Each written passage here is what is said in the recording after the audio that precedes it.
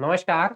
PT special series के आज के इस नए वीडियो में मैं चित्रांशु आपका स्वागत करता हूं। जैसा कि आपको पता है कि इस पीटी स्पेशल सीरीज के कुछ वीडियोस में हमने प्राचीन भारत के चैप्टर वाइज प्रश्नों का अभ्यास किया है और आज के इस वीडियो में हम पिछले सेशन के पोस्ट मौर्य पीरियड से आगे बढ़ते हुए गुप्ता एम्पायर या गुप्त साम्राज्य पर प्रश्नों का अभ्यास करेंगे। इस सीरीज का उद्देश्य आने वाली प्रारंभिक परीक्षा उत्तर जो यूपीएससी द्वारा आयोजित की जाएगी उसकी तैयारी को और पुख्ता करना है और इस क्रम में हमने एंशिएंट हिस्ट्री के ऑलमोस्ट 7 से 8 चैप्टर्स को फिनिश कर लिया है। तो आज के वीडियो में हम गुप्ता एम्पायर के कुछ एमसीक्यूज को समझेंगे, उनको सॉल्व करने का प्रयास करेंगे। साथ ही साथ जो भी उस टॉपिक की उस क्वेश्चन की थीम होगी, टॉपिक होगा उस पर और डिटेल में डिस्कशन करने का प्रयास करेंगे। ठीक है, तो चलिए वीडियो को शुरू करते हैं आज के पहले क्वेश्चन के साथ।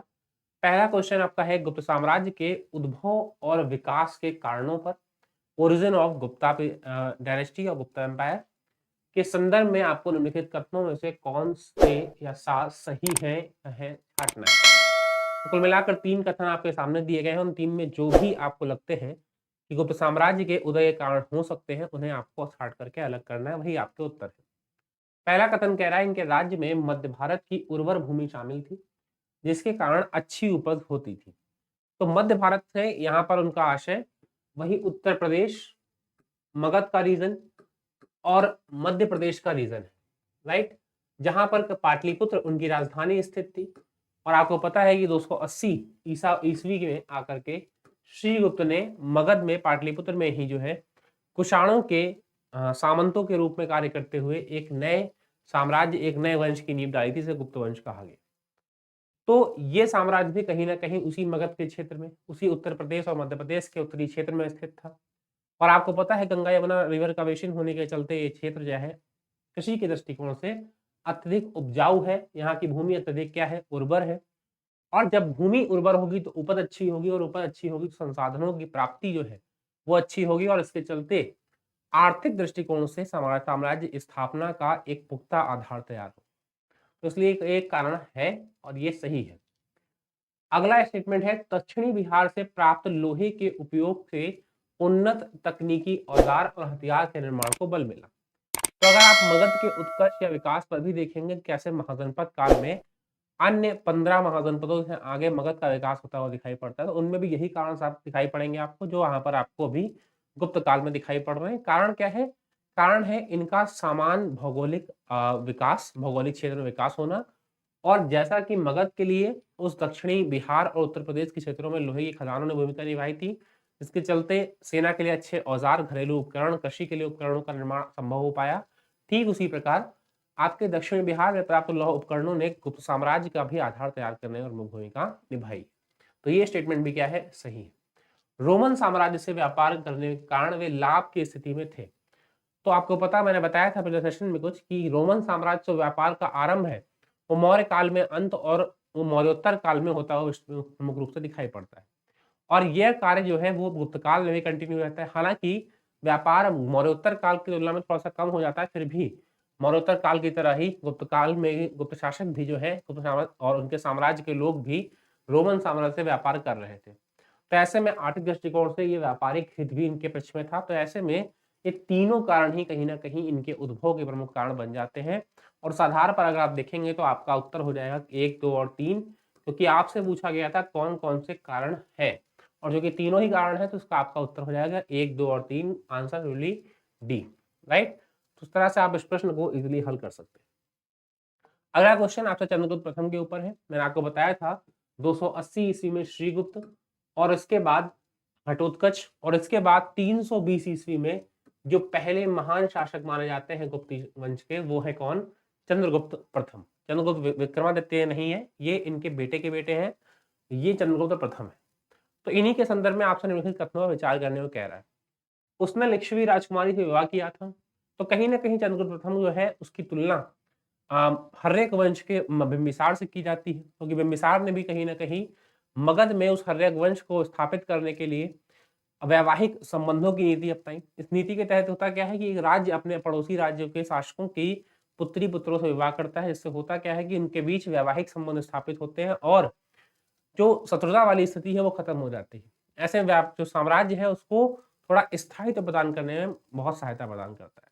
अमूमन जो संस्थापक होते हैं वो ऐसी नीतियों को अपनाते हैं ताकि साम्राज्य स्थायी हो सके और बाद में उनके उत्तराधिकारी आगे चलकर उसका विस्तार कर सके। चंद्रगुप्त प्रथम ने भी ठीक इसी नीति को अपनाया था और इसी क्रम में उसने लिच्छवी राजकुमारी, लिच्छवी बिहार का दक्षिणी क्षेत्र मगध कहा जाता है और उसके ठीक ऊपर जो क्षेत्र था वहां पर लिच्छवियों का शासन था।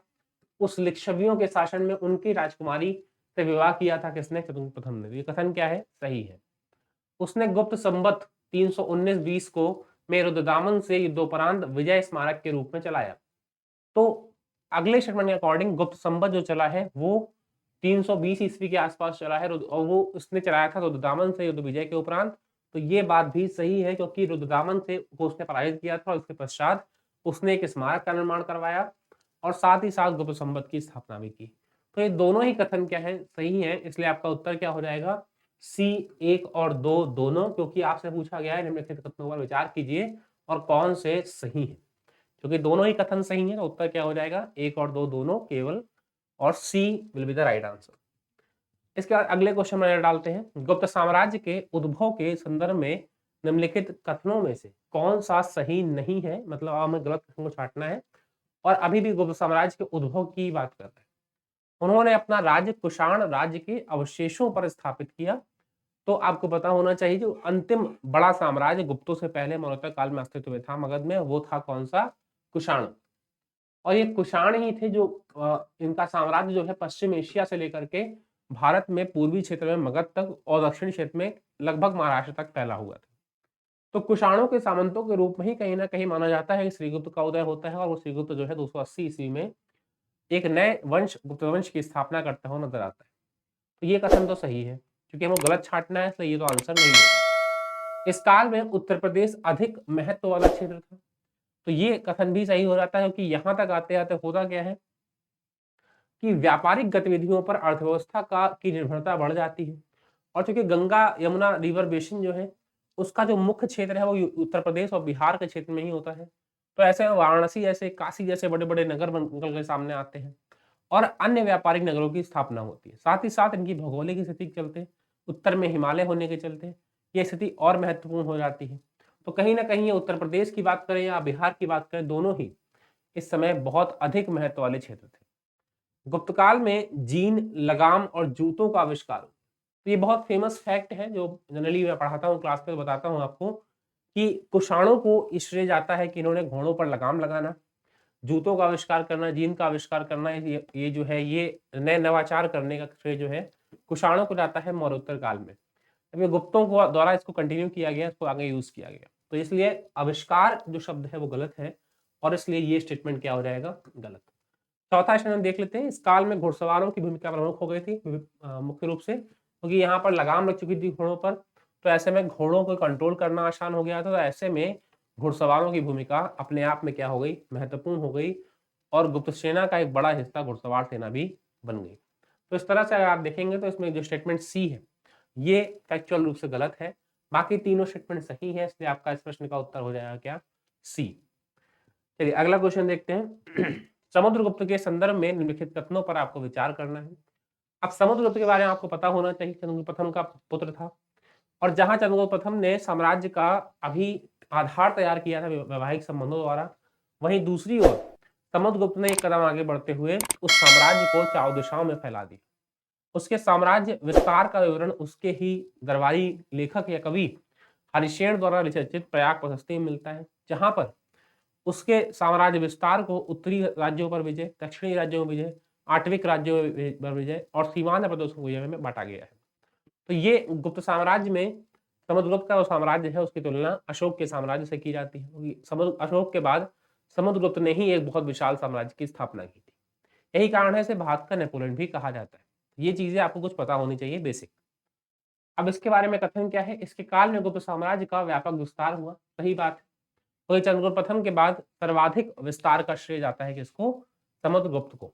इसके बाद उसकी नीतियां अशोक की नीतियों की समान थी, गलत। कारण यह है कि अशोक की नीतियां भी, ये बात सच है कि विस्तारवाद पर आधारित थी, लेकिन आपको मैंने बताया था कलिंग युद्ध के पश्चात अशोक की नीतियों में परिवर्तन आया।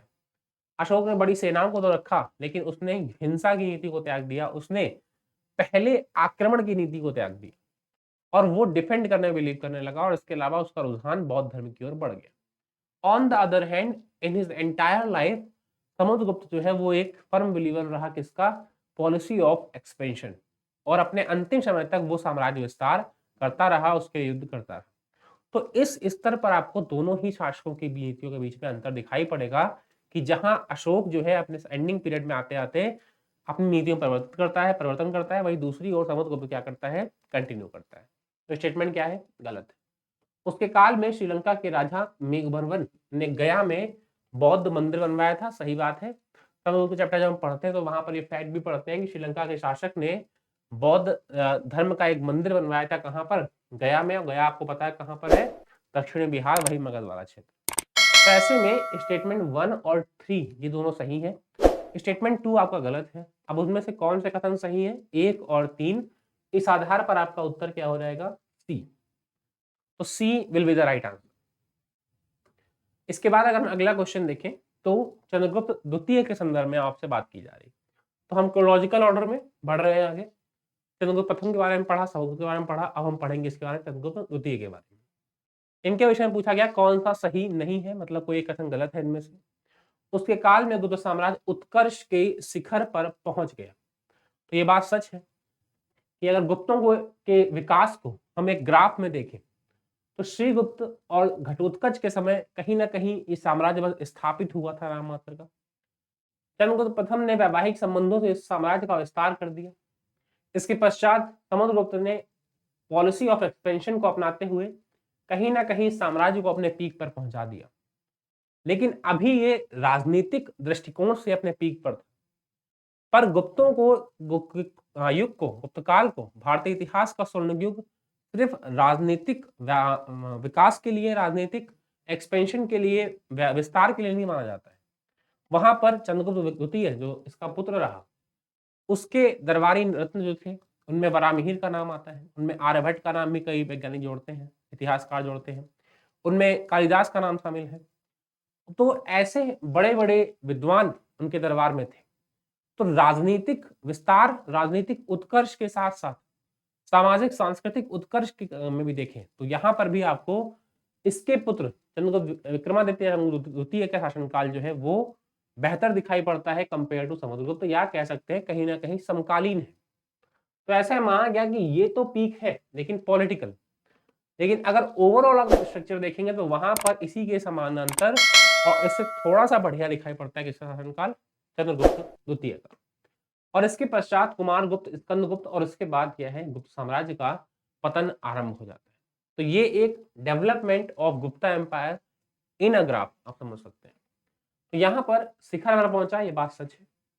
उसने उज्जैन को द्वितीय राजधानी बनाया, ये बात भी सच है। अपने विशाल साम्राज्य पर नियंत्रण रखने के लिए उसने पाटलिपुत्र के साथ साथ उज्जैन को भी अपनी राजधानी बनाया मध्य भारत की। उसके शासनकाल में यात्री हुइनसांग भारत आया। तो 2 चीनी यात्रियां, वैसे तो कई हैं, इसिंग भी है, लेकिन 2 का नाम महत्वपूर्ण है। एक तो हुइनसांग है और एक फायान है। और इसी में आपको कंफ्यूज करने का प्रयास किया जाता है, जल्दबाजी में आप जो है इसे इग्नोर कर रहे हैं। फाहियान का संबंध चंद्रगुप्त द्वितीय से है, यही उसके शासनकाल में भारत आया था और उसने अपनी पुस्तक पाक योगी भी लिखी थी। जबकि हुइनसांग का संबंध हर्षवर्धन से, और उसने सी यू की ग्रंथ में हर्षवर्धन के साम्राज्य का वर्णन किया है। तो ये स्टेटमेंट इसलिए गलत है क्योंकि इसके शासनकाल में कौन आया था? फाहियान, ना कि हुइनसांग। हुइनसांग कब आया था? हर्षवर्धन के शासनकाल में। तो ये स्टेटमेंट क्या है? गलत है। विक्रमादित्य उसकी उपाधि थी, तो इसके नाम के साथ ही यूज होता है चंद्रगुप्त विक्रमादित्य, तो ये इसकी उपाधि थी, इसलिए ये स्टेटमेंट क्या है? सही है। तो इस आधार पर आप देखेंगे तो आपसे पहले ही पूछा गया था कौन सा सही नहीं है, और चूंकि तीसरा स्टेटमेंट गलत है तो आपका उत्तर भी क्या हो जाएगा? C. C will be the right answer. तो इस प्रकार से हमने आज कुछ टॉपिक्स को कवर किया है, कुछ एमसीक्यूज को कवर किया है। जल्दी मुलाकात होगी अगले वीडियो में इसी गुप्ता एम्पायर के अगले पार्ट में, जहां पर हम कुछ और एमसीक्यूज को कवर करेंगे, आगे के शासकों को कवर करेंगे और सामाजिक, आर्थिक और राजनीतिक घटनाक्रमों में प्रकाश डालेंगे। तब तक आप चैनल पर बने रहिए। वीडियो पसंद आया हो तो वीडियो को लाइक करिए, चैनल को सब्सक्राइब कीजिए। Thanks for watching.